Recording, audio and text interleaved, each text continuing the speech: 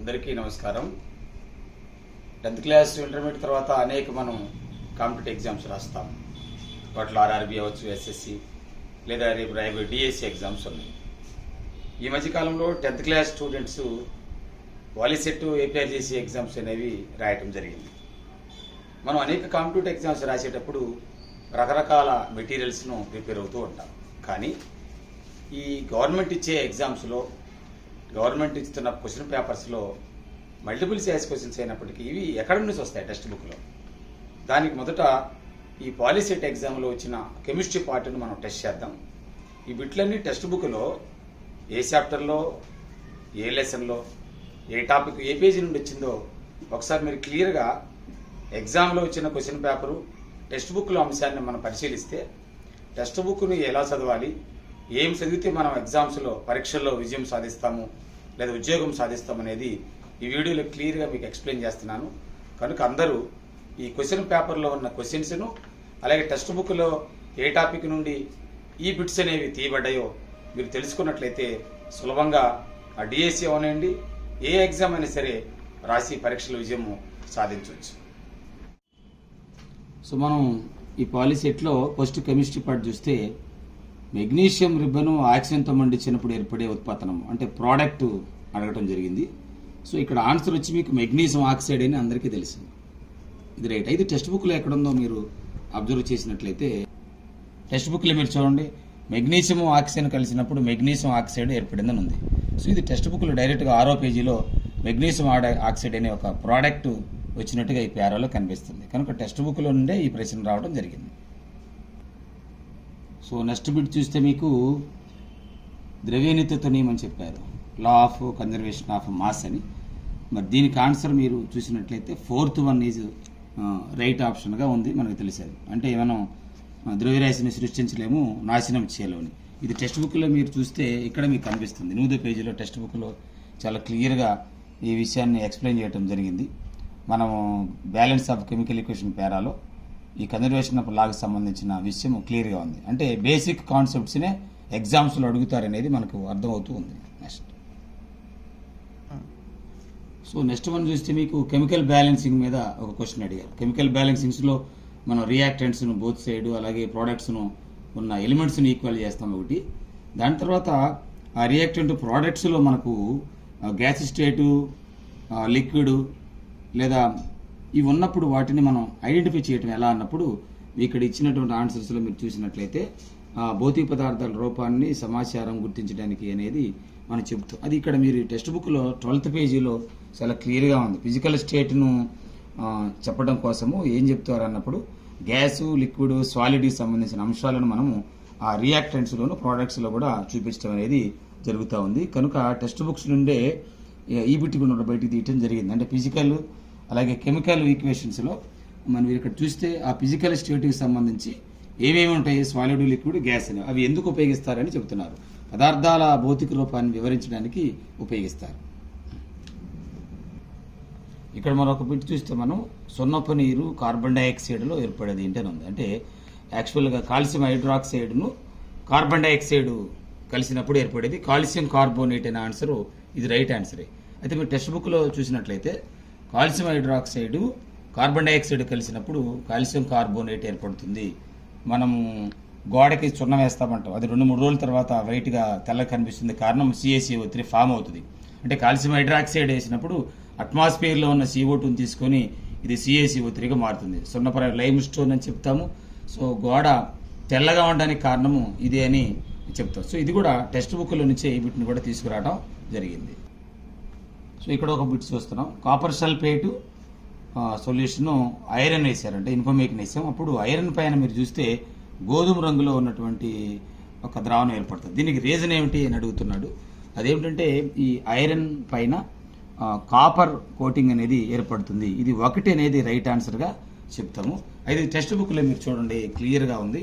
ఈ ఎక్స్పెరిమెంట్ చూసినట్లయితే ఎక్స్పెరిమెంట్లో ఇక్కడ ఐరన్ పైన ఒక కలర్ వచ్చింది కదా. సో అదేంటిది, iron nail become brownish colour అని ఉంది. సో దానికి కారణం ఏమిటి అన్నప్పుడు క్లియర్గా టెక్స్ట్ బుక్లో ఇవ్వటం జరిగింది. కనుక టెక్స్ట్ బుక్ నుండి ఇలాంటి బిట్స్ అనేవి రావడం జరుగుతూ ఉంది. సో ఇనుము తుప్పు పట్టడానికి కారణం ఏంటి అన్నారు. మనం డైరెక్ట్గా చెప్తాము ఆక్సిజన్ లేదా తేమ సమక్షంలో అది ఎత్తుకుపడుతుంది. ఇది రైట్ ఆన్సర్. కానీ ఇక్కడ ఆమ్లాల ప్రభావం అనేది కూడా కనిపిస్తుంది. సో దీన్ని మనం టెక్స్ట్ బుక్ చదవకపోతే తప్పు పెట్టే అవకాశం ఉంది. మీరు టెక్స్ట్ బుక్లో కనుక దీన్ని గమనిస్తే ఇక్కడ 2 రకాలు కనపడతాయి. ఐరన్ రస్ట్ కారణం ఏమిటి అన్నప్పుడు అట్మాస్ఫియర్లో ఉన్నటువంటి ఎవరెవరి రీజన్ దీనికి కనిపిస్తుంది. అదే జనరల్గా యాసిడ్స్ అనేవి కూడా ఎప్పుడు ఆన్సర్ అవుతాయి వేటికి సంబంధించి అంటే, ఇప్పుడు మీకు సిల్వరు అలాగే కాపర్ అనే పదార్థాలు, సిల్వర్ బ్లాక్ కలర్ అవడము, కాపర్ గ్రీన్ అవడము అనేది ఈ యాసిడ్కి కూడా సంబంధించింది ఉంటుంది. బట్ ఓన్లీ ఐరన్ అయితే మాత్రము కేవలము అది ఎలా ఉంటుంది అన్నప్పుడు కేవలము తేమ సమక్షంలో, ఆక్సిజన్ సమక్షంలో అది జరుగుతుంది. కాబట్టి దీనికి రైట్ ఆన్సర్ టెక్స్ట్ బుక్ నుంచి మనం క్లియర్గా కరోషన్ గురించి రాయాలన్నప్పుడు దీనిపైన ఎందుకు సిల్వర్ అనేది బ్లాక్ కలర్ మారుతుంది, ఎందుకు కాపర్ గ్రీన్ రంగులోకి మారుతుంది అన్నప్పుడు ఇలాంటి విషయాలను మనం క్లియర్గా చదవాల్సి ఉంటుంది. సో ఇక్కడ ఒక బిట్ చూస్తున్నాం మనం, the process fat and oxidase, oil కానీ ఫ్యాట్ కానీ ఆక్సిడేషన్ అనగా నూనెలు కోనలు ఆక్సీకరణం జరిగినప్పుడు వాటి వాసనను రుచి మారిపోతాయని అర్థం. దానికి కారణము ర్యాన్సిడిటీ అనేది డైరెక్ట్ ఆన్సర్. సో ఈ ర్యాన్సిడిటీ, కరోషన్ అనే టాపిక్స్ టెక్స్ట్ బుక్లో మీకు క్లియర్గా ఉంటాయి. చూసినట్టే ర్యాన్సిడిటీ టాపిక్ చూడండి, ఇక్కడ అనేక బిట్లు ఉంటాయి ర్యాన్సిడిటీలో. సో దాని ర్యాన్సిడిటీ అనే కాన్సెప్ట్ మనకి తెలుస్తుంది, ముక్కిపోవడము అంటాం తెలుగులో. ఇక్కడ మీకు ఆయిల్ ఫ్యాట్ లాంటివి ఆక్సిడేషన్ జరిగినప్పుడు పాడైపోతే అప్పుడు వాటి స్మెల్ టేస్ట్ మారిద్ది. ఓకే, ఇప్పుడు యాంటీ ఆక్సిడెంట్స్గా ఎవరిని ఉపయోగిస్తారన్నప్పుడు కొన్ని పదార్థాలు మీరు ఇక్కడ బిట్లు చూస్తే టైట్ కంటైనర్ అంటే గాలి లేకుండా చూస్తారు. తర్వాత చూసినట్లయితే కొన్నిట్లో మనము ఈ సిప్స్ కానివ్వండి, లేస్ ప్యాకెట్స్లో చూస్తే నైట్రోజన్ గ్యాస్ని కూడా ఫిల్ చేయటము జరుగుతుంది. ఇవి ర్యాన్సిడిటీని నిరోధించడానికి కారణాలుగా ఉంటాయి. మనం 98th బిట్ చూద్దాము. మనం జనరల్గా ఫ్యామిలీస్లో ఎప్పుడైనా కడుపులు నొప్పి కానీ మంట కానీ ఉన్నప్పుడు దాన్ని గ్యాస్ట్రిక్ ప్రాబ్లం అంటాం కదా, అప్పుడు జనరల్గా ఏ పదార్థాన్ని తీసుకుంటారు అన్నప్పుడు ఇక్కడ మీకు రైట్ ఆన్సర్ వచ్చి బేకింగ్ సోడా అనేది రైట్ ఆన్సర్. సో ఇది సోడియం కార్బోనేట్ అంటాం, NaOH. అది టెక్స్ట్ బుక్లో మీరు చూసినా కూడా క్లియర్గా టెక్స్ట్ బుక్లో నుండి తీసుకొచ్చాడు. మిమ్మల్ని అడిగాడు జనరల్గా లైమ్ వాటర్ వాడతారా, వినిగర్ ఉపయోగిస్తారా అని. దాని నుంచే బిట్ని ఫామ్ చేయటము జరిగిందండి. కనుక టెక్స్ట్ బుక్ నుంచే డైరెక్ట్ బిట్స్ అనేవి మీకు కాంపిటేటివ్ ఎగ్జామ్స్లో వస్తాయి. 99th బిట్ చూద్దాము. ఇక్కడ మనం యాసిడ్ బేస్ను టెస్ట్ చేయడం కోసము లిట్మస్ పేపరు, మిథైల్ ఆరెంజ్, ఫినాప్థిలిన్ వాడతాం. కానీ ఇక్కడ ఆల్ఫాక్టరీ ఇండికేటర్స్ అని ఇచ్చాడనమాట. సో వీటిల్లో ఏది ఉపయోగిస్తారు అంటే ఇక్కడ కలర్ లేనివి ఉపయోగిస్తారండి. కలర్ లేని వాటిలో ఇక్కడ మీరు చూస్తే అన్నిట్లోనూ ఈ 4th ఆప్షన్ ఒకటే కలర్ లేనిదిగా కనిపిస్తుంది. 4th option right. అది మీరు టెక్స్ట్ బుక్లో 38th పేజీలో డూ యూ నో అనే పేరాలో ఇవ్వడం జరిగింది. సో ఇక్కడ మీరు ఈ పేరా అంతా చదివినప్పుడు ఇందులో నుంచి బిట్ అనేది క్లియర్గా తీసుకురావడం జరిగింది వాళ్ళు. కనుక ఇలాంటి బిట్స్ అనేవి టెక్స్ట్ బుక్ నుంచే మనకు ఎగ్జామ్స్లో వస్తున్నాయి. సో ఇది డైరెక్ట్ బిట్టే. ఇది ఫినాప్థిలిన్ అనేది దేనికోసం ఉపయోగిస్తారని, యాసిడ్ బేస్ రెండింటిని టెస్ట్ చేస్తాము. యాసిడ్స్లో ఫినాప్థిలిన్ కలర్ ఉండదు, బేస్లో అయితే పింక్ కలర్ ఉంటుంది. కనుక 1 అనే ఆప్షన్ ఇక్కడ మనం రైట్ ఆప్షన్ ఉంటుంది. ఇది టెక్స్ట్ బుక్లో మీరు చూస్తే ఇక్కడ 40వ పేజీలో కొన్ని యాసిడ్స్ని ఇచ్చడం జరిగింది. ఆ యాసిడ్స్ అనేవి మిథైల్ ఆరెంజ్ ఎలా ఇస్తారు, ఫినాప్థిలిన్ ఎలాగా ఈ టీచర్స్ పిల్లల ద్వారా తెలుసుకొని ఇది మన టైం లిట్మస్ పేపర్ ఉంది, మిథైల్ ఆరెంజ్, ఫినాప్థిలిన్ ఇవన్నీ ఇక్కడ మనం యాసిడ్స్ని బేస్ను టెస్ట్ చేయడానికి వినియోగించడము జరుగుతూ ఉంది. ఇక్కడ మీరు చూస్తే సింథటిక్ అంటే కృత్రిమ సూచికలు, కృత్రిమ పదార్థాలు ఏమిటి యాసిడ్ బేస్ను టెస్ట్ చేయడానికి అన్నప్పుడు మనకి ఇక్కడ పసుపు అనేది న్యాచురల్, లిట్మస్ పేపర్ న్యాచురల్ నుంచే, ఎర్ర క్యాబేజీ న్యాచురలే. సో మిథైల్ ఆరెంజ్ అనేది ఒకటే ఆర్టిఫిషియల్ కాబట్టి మిథైల్. మీరు టెక్స్ట్ బుక్లు చూడండి 38వ పేజీలో చాలా క్లియర్గా సింథటిక్ ఇండికేటర్స్ అని చెప్పి మిథైల్ ఆరెంజ్, ఫినాప్థిలిన్ అనేది యాసిడ్ బేస్ను టెస్ట్ చేయడానికి వాడతారని చెప్పారు. పైన ఫినాప్థిలిన్ గురించి ఇచ్చారు ఇందాక మీకు 100 పేజీలో ఫినాప్థిలిన్ ఇదే. సో ఇక్కడ నుంచే 2 బిట్స్ను తీయటము జరిగిందండి. ఆమ్ల ద్రావణాలు ఎలక్ట్రిసిటీ ఎందుకు ప్రవహిస్తుంది అంటే యాసిడ్ సొల్యూషన్స్ కండక్టివిటీ ఎందుకు ఉంటుందని అడుగుతున్నారు. మనకి చాలా ఈజీ ఆన్సర్ ఏంటంటే ద్రావణాలలో అయాన్ల ఉనికి కారణమని చెప్తాం. అంటే H+ అయాన్లు ఉంటాయి కనుక అనేది రైట్ ఆన్సర్, సి రైట్. అయితే ఇది టెక్స్ట్ బుక్లో మీరు చాలా 4 మార్క్స్ డయాగ్రామ్గా కూడా వచ్చింది. ఇది మీరు చూస్తే ఈ డయాగ్రమే దీనికి ఆధారం. ఆమ్ల ద్రావణ విద్యుత్ అనేది ఇక్కడ చాలా క్లియర్గా రాశారు. హైడ్రోజన్ అయాన్స్ ఉమ్మడిగా ఉన్నట్టు తెలుస్తుంది. సో అయాన్స్ అనేవి ఉంటాయి. అయాన్స్ అనేవి ఉండటం వలన వాటిని యాసిడ్స్ అనేవి కండక్టివిటీని కలిగి ఉంటాయి అనేది ఈ ప్రయోగంలో మనం నేర్చుకునే పాయింట్ ఏదండి. ఇక్కడ మీరు చూస్తే టూత్ డికే ఉంది. మనం దంతక్షయం అనేది ఎప్పుడు ప్రారంభమవుతుందంటే pH వాల్యూ less than 5.5 అనేది రైట్ ఆన్సర్. ఓకే, ఇదే దాని కింద బిట్టి కూడా చూడండి, ఒకేసారి 2 బిడ్డలు టెక్స్ట్ బుక్లో తేనెటీగలు కుట్టినప్పుడు మనకి ఎందుకు నొప్పిగా ఉంటుంది అన్నప్పుడు మెథనోయిక్ యాసిడ్ అనేది బాడీలోకి ఎంటర్ అవ్వడం జరిగింది. ఇవి టెక్స్ట్ బుక్లో మీకు 58వ పేజీలో day to life pH values అనే పేరాలో ఇదిగో టూత్ డీకేకి సంబంధించి <5.5 ఉంది. అదేవిధంగా ఈ ఎవరైతే తేనెటీగలు కుట్టినప్పుడు యాసిడ్ అంటే మెథనోయిక్ యాసిడ్ అనేది చాలా క్లియర్గా ఉంది. కనుక ఈ టెక్స్ట్ బుక్లో ఉన్నటువంటి pH value day to day life వీటి నుంచి మనకు డిఎస్సిలో కానీ లేదా ఆర్ఆర్బీ ఎగ్జామ్స్లో కానీ ఎస్ఎస్సిలో కూడా ఖచ్చితంగా ఎలాంటి బిట్స్ని అడిగే అవకాశం ఉంటుంది అని. మీరు ప్లాస్టర్ ఆఫ్ ప్యారిస్ అడిగారు, ఫార్ములా అడుగుతున్నారు. CaS4 H2 అనేది రైట్ ఆన్సర్ పెట్టగలం. అయితే మనకు యాసిడ్ బేస్లో ఇక్కడ మనకు జిప్సమ్ అనేది కూడా కనిపిస్తుంది. CaS4 2H2O, plaster of Paris. అదేవిధంగా ఈ లెసన్లో కాపర్ సల్ఫేట్ అవనండి, sodium carbonate, sodium bicarbonate, bleaching powder ఇలాంటి ఫార్ములాస్ అన్నీ కూడా టెక్స్ట్ బుక్లోనే ఉంటాయి. సో ఈ టెక్స్ట్ బుక్లో ఉన్నటువంటి ఫార్ములాస్ అలాగే క్రిస్టలైజేషన్ కాన్సెప్ట్ మీద కూడా ఇవన్నీ ఇక్కడ ప్లాస్టర్ ఆఫ్ ప్యారిస్ జిప్సమ్ ఎక్కడ వరకు వేడి చేస్తే ప్లాస్టర్ ఆఫ్ ప్యారిస్ వస్తుందని కానీ టెంపరేచర్లు క్రిస్టలైజేషన్ టాపిక్స్ మీద అలాగే ఈ సాల్ట్స్ని మనకి బ్లీచింగ్ పౌడర్ కానీ సోడియం కార్బోనేటు సోడియం బైకార్బోనేటు అనేవి ఉన్నాయి మనకి. వీటిని ఎగ్జామ్స్లో ఖచ్చితంగా వీటి అప్లికేషన్స్ అనేవి రేపు ఎగ్జామ్స్లో వచ్చే అవకాశము ఉంటుందండి. సో ఇక్కడ నుంచి మెటల్ నాన్ మెటల్లో కొన్ని బిట్స్ని మనం చూస్తున్నాం. లోహాలకు మెరిసే లక్షణం ఏమిటి అని చెప్తే మనకు ఆన్సర్ తెలుసు, లోహద్యుతి అనేది రైట్ ఆన్సర్ ఇది ఉంది. అదేవిధంగా కండక్టివిటీ, డక్టైలిటీ, మెలైవిటీ 4 అంశాల మీద కూడా ఎగ్జామ్స్లో బిట్స్ వస్తాయి. ముఖ్యంగా మీరు ఇప్పుడు ఈ బిట్ని మనం టెక్స్ట్ బుక్లో చూస్తే పేజ్ నెంబర్ 80లో మెటల్స్ సంబంధించిన ప్యూర్ మెటల్ ఎలా ఉంటుంది అన్నప్పుడు అవి ఎలా ఉంటాయి, ఆ నేచర్ని ఏమంటారు చూడండి. అక్కడ సర్ఫేస్ ఎలా ఉంటుందని అడిగాడు క్లియర్గా. ఇక్కడ చూడండి షీట్లో కట్ చేస్తాను ఏమన్నాడు, మెలైబిలిటీ అని చెప్పారు. అదేవిధంగా మీరు చూస్తే దాన్ని మనం లోహద్యుతి అని చెప్తా ఉన్నాము. దీని మీరు ఇంకా చూస్తే ఇక్కడ డక్టైలిటీ అనే కాన్సెప్ట్ మీకు కనిపిస్తుంది. సో డక్టైలిటీ అంటే ఒక తీగలాగా సాగే స్వభావము, అది గోల్డ్కి ఎక్కువగా ఉందని ఎగ్జామ్స్లో అడగటం జరిగింది. పక్కనే మీరు చూస్తే కండక్టివిటీ అనేది ఉంది. కండక్టర్స్ బెస్ట్ కండక్టర్స్ ఎవరు అంటే కాఫరు, తర్వాత సిల్వర్ అనేవి కండక్టివిటీని కలిగి ఉన్నాయి. వీటిలో బెస్ట్ కండక్టర్ ఎవరు అంటే సిల్వర్ ఫస్ట్ ప్లేస్, తర్వాత కాపర్ ప్లేస్లో ఉంది. అదే లెడ్ చూసినట్లయితే lead and mercury are the compare to the conductors heat అని చెప్పారు. సో పూర్ కండక్టర్స్ అని చెప్తాం. అంటే కండక్టివిటీ గురించి ఏటిని బెస్ట్ కండక్టర్స్ వాడతారు. ఇలాంటి బిట్స్ కూడా మీకు వెండి రాగి రెండునే కదా, అంటే సిల్వర్ అండ్ కాపర్ అనేవి బెస్ట్ ఉత్తమ ఉష్ణవాహకాలుగా ఉంది. ఇక్కడ బిట్ని ఇది కూడా అడగడం జరిగింది ఎగ్జామ్స్లో. ఇవన్నీ టెక్స్ట్ బుక్ మీద అడిగారు. Day to day life examples ఎక్కువగా అడుగుతూ ఉంటారు.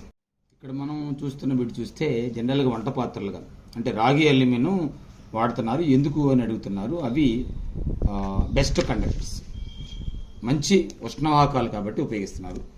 మీరు టెక్స్ట్ బుక్లో 82 పేజీలో అది చాలా స్పష్టంగా చాలా క్లియర్గా ఇవ్వడం జరిగింది. ఇక్కడ చూసినట్లయితే మనం మెటల్కి సంబంధించిన కొన్ని నేచర్స్ ఉంటాయి కదా, మెలైబిలిటీ అని, డక్టైలిటీ అని, ఇది కండక్టర్స్గా ఉపయోగించాం మనం.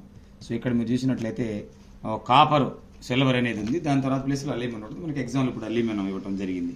సో ఇలాంటి బిట్స్ అన్ని కూడా టెక్స్ట్ బుక్ నుండే మనకి వస్తూ ఉన్నాయి. మరొక బిట్ చూద్దాం. 108లో పొటాషియం సోడియం. ఈ పొటాషియం సోడియం అనేది మోర్ రియాక్టివ్ మెటల్స్లో ఉంటుంది మనకి సిరీస్లో. ఎందుకు అవి కిరోసిన్లోనే స్టోర్ చేస్తారనే బిట్ ఇది. అవి ఆక్సిజన్తో కలిసినప్పుడు క్రియాశీల చర్య వలన ప్రమాదం జరిగి అగ్ని ప్రమాదాలు జరుగుతాయి, అంటే హీట్ రిలీజ్ అవుతుంది అట్మాస్ఫియర్లో ఉన్నప్పుడు అనేది ఆన్సరు. సో ఇవి చాలా మంచి బిట్స్ ఎగ్జామ్స్లో అడిగేవి. సో మీరు చూస్తే ఇక్కడ డైరెక్ట్ బిట్ ఇది చాలా క్లియర్గా ఈ పేరాలో మీకు రాసి ఉంచారు. ఎందుకు కిరోసిన్లో ఉంచడం జరుగుతుంది వాటి అన్నప్పుడు ప్రివెంట్ యాక్సిడెంట్స్ అని. ఈ యాక్సిడెంట్స్ని నివారించడం కోసము మనం దాన్ని ఉపయోగిస్తాము. కనుక కాంపిటేటివ్ ఎగ్జామ్స్లో మంచి కాంపిటేటివ్ ఎగ్జామ్స్లో అడిగే బిట్లన్నీ కూడా ఇలాంటి బిట్స్ ఏమంటే డే టు డే లైఫ్లో జనరల్గా మనం ఎక్కువగా ఉపయోగిస్తారు. సో ఇలాంటి బిట్స్ మనం చదవడం చాలా మంచిది.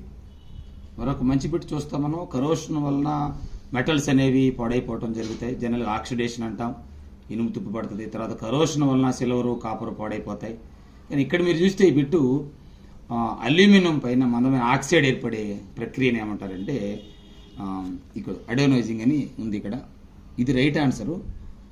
కొంతమంది గాల్వనైజేషన్ ఇవన్నీ తీసుకుంటున్నారు. ఏమిటి గాల్వనైజేషన్ అంటే వేరేది. దీనికి ఎప్పుడంటే ఇది ఇనుము తుప్పు పట్టకుండా ఇనుము పైన జింకు పోతన పోస్తే దాన్ని గాల్వనైజేషన్ అని చెప్తాం. ఇది టెక్స్ట్ బుక్లో మీరు చూస్తే 88 పేజీలో ఇక్కడ ఈ పేరాలో కొన్ని పేరాస్ అనేవి మనకి ఇవ్వడం జరుగుతుంది ఎగ్జామ్స్లో.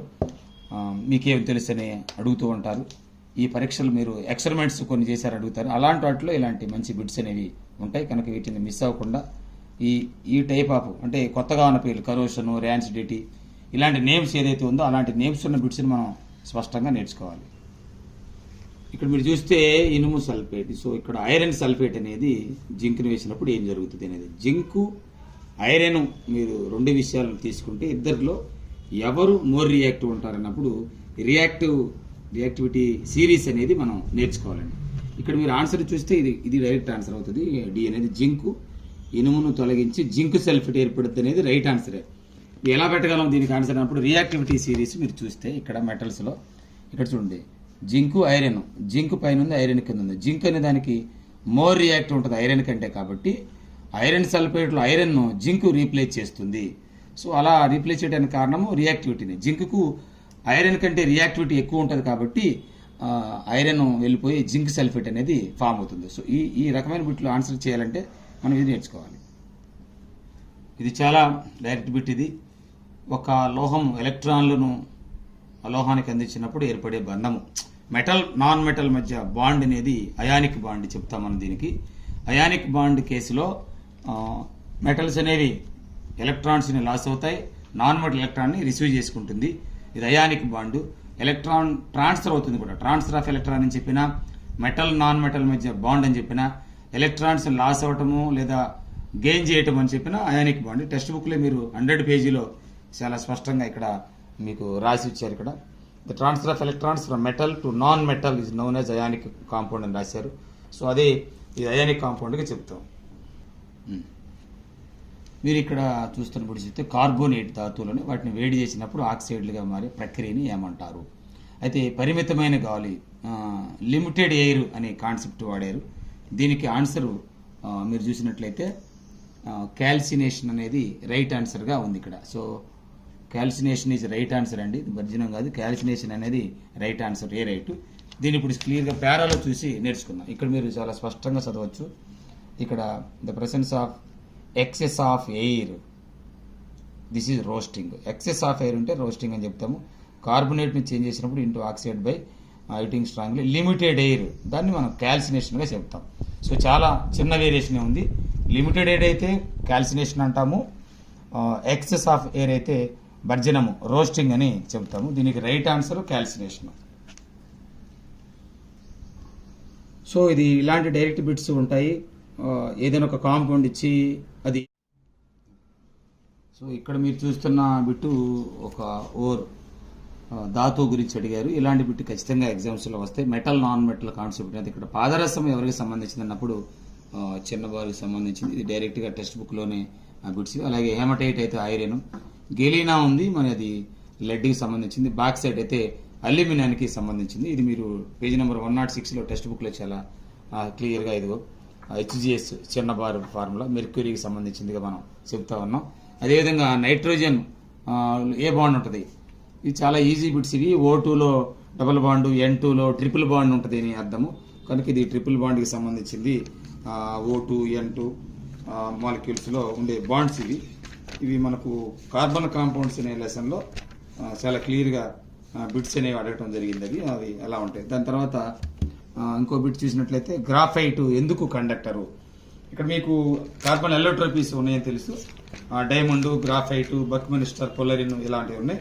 వీటిలో గ్రాఫైట్ ఎందుకు కండక్టర్ అంటే గ్రాఫైట్లో లేయర్స్ స్ట్రక్చర్ అనేది గ్రాఫైట్లో ఉంది కాబట్టి అది రైట్ ఆన్సర్గా చెప్తాము. రెండు పొరల మధ్య ఫ్రీ ఎలక్ట్రాన్స్ అనేవి ఉంటాయి, స్వేచ్ఛ ఎలక్ట్రాన్లు ఉంటాయి, అందువలన అది ఉంటుంది. మీరు ఇక్కడ ఈ బొమ్మలు కూడా చూడొచ్చు. చూస్తే డైమండ్లో మీకు సింగిల్ బాండ్ ఉంటాయి అన్ని, కనుక ఇది బంధకము. గ్రాఫైట్ చూస్తే ఇక్కడ లేయర్ స్ట్రక్చర్ ఉంది. ఈ రెండు లేయర్స్ మధ్యలో ఫ్రీ ఎలక్ట్రాన్స్ అనేవి ఉంటాయి, అందువలన ఇది వాహకంగా పనిచేసింది. కార్బన్ ఎల్లోట్రోపీస్లో బక్మినిస్టర్, పొలరిన్, గ్రఫిన్ అన్నీ కూడా కండక్టర్సే. బట్ అన్నిటితో కంపేర్ చేసినప్పుడు గ్రాఫైట్ అనేది ఎందుకు అని అడిగితే స్పష్టంగా గ్రాఫైట్లో లేయర్స్ స్ట్రక్చర్ ఉండి లేయర్స్ మధ్య ఫ్రీ ఎలక్ట్రాన్స్ ఉంటాయి అనేది ఇది కూడా టెక్స్ట్ బుక్ బిట్గా చెప్పచ్చు. సో ఇక్కడ మనం ఎన్ని direct bits text book basic concept అంటాం. కార్బన్ తనలో తాను అంటే కార్బన్ కాంపౌండ్లు ఒకదానితో కలిసి లార్జ్ చైన్ ఫామ్ అవుతుంది, దాన్ని మనం క్యాటినేషన్ అంటాము. శృంఖల ధర్మం అని చెప్తామండి. ఇది టెక్స్ట్ బుక్లో క్లియర్గా ఉంటుంది. కార్బన్ అనేది కలిసిపోయి ఉండే ప్రాపర్టీ. ఇది క్యాటినేషన్ అనే ప్రాపర్టీ కార్బన్కి సంబంధించింది. కార్బన్ మరొక నేచర్ ఉంటుంది. కార్బన్ కాంపౌండ్స్లో మీరు చూసినట్లయితే ఒకే అన్ ఫార్ములా ఉండి వేరు నిర్మాలు ఉంటాయి. సో ఫార్ములా సేమ్ ఉంటుంది. ఫర్ ఎగ్జాంపుల్ C4H10 అనేది బ్యూటేన్ ఫార్ములా ఉంటే దీని స్ట్రక్చర్స్ రెండు ఉంటాయి ఫార్ములాస్. సో అలాగా దేనికైనా సరే ఫార్ములా ఒకటే ఉండి వేరు స్ట్రక్చర్స్ ఉంటే దీన్ని మనం ఐసోమెరిజం అని చెప్తాము. ఐసోమెరిజం అనే కాన్సెప్ట్ ఉంటుంది. అది టెక్స్ట్ బుక్లోనే ఐసోమెరిజంకి సంబంధించిన బిట్ అది.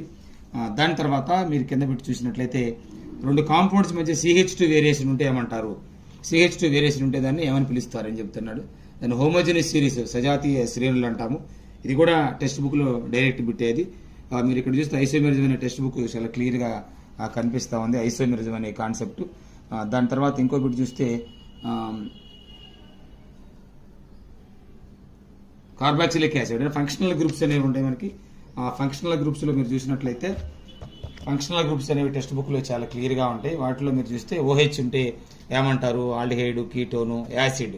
సో ఇలాగ టెక్స్ట్ బుక్స్లో నుండే ఈ బిట్స్ అనేవి బయటికి తీయటం జరిగింది. వీటితో పాటు ఇక్కడ మీరు చూసినట్లయితే CH2 వేరియేషన్ ఉంటే మనం ఇందాక ఏమిటి అని అడిగాము, అది కూడా టెక్స్ట్ బుక్లో పెట్టి అన్ని టెక్స్ట్ బుక్స్ నుండే వస్తా ఉన్నవి. లాస్ట్ బిట్ ఇక్కడ ఇథనోయిక్ యాసిడ్ అంటే ఇథైల్ ఆల్కహాల్ నుంచి ఇథనోయిక్ యాసిడ్ తయారయ్యే ప్రాసెస్ అడిగాడు. ఈ ప్రాసెస్లో మనకు క్యాటలిస్ట్గా అంటే ఆక్సిడైజ్డ్ రియేజెంట్స్గా వాడతాం మనము. ఆక్సిడైజ్డ్ రియేజెంట్స్ ఎవరు అని అంటే ఇక్కడ టెక్స్ట్ బుక్లో చాలా క్లియర్గా ఉందండి మీకు 146 పేజీలో. ఇక్కడ మీరు చూస్తే ఈక్వేషన్ మీద రెండు alkaline K-4 + E2 ఎసిడిఫిక్ K2Cr2O7 potassium పరమాంగనేటా లేదా పొటాషియం డైక్రోమేటా. పొటాషియం పరమాంగనేట్ అయితే ఆల్కలైన్ ఉంటుంది, పొటాషియం డైక్రోమేట్ అయితేనేమో ఎసిడిక్ ఉంటుంది. సో ఇక్కడ బేసు యాసిడ్ రెండు నేచర్లు ఉన్నవి మనకి ఈక్వేషన్లో చాలా స్పష్టంగా కనిపిస్తే దీన్నే మీకు ఎగ్జామ్లో డైరెక్ట్గా మరి బిట్గా అడగటం జరిగింది. ఈ విధంగా టెక్స్ట్ బుక్స్ నుంచే బిట్స్ అనేవి వస్తా ఉన్నాయి కనుక టెక్స్ట్ బుక్స్ని క్లియర్గా చదివితే అన్ని ఎగ్జామ్స్లో కూడా మనము మంచి బిట్స్ను అన్నిటినీ రాయగలుగుతాము, కరెక్ట్ ఆన్సర్ రాస్తాం. వీటి తర్వాతనే మనము ఏదైనా మెటీరియల్ చదవాల్సి ఉంటుంది. కనుక ఇలాగ టెక్స్ట్ బుక్ని ప్రిపేర్ అయ్యి అన్ని బిట్స్ను కరెక్ట్గా రాసే విధంగా ఉంటామని అందరికీ ధన్యవాదాలు. Thank you very much.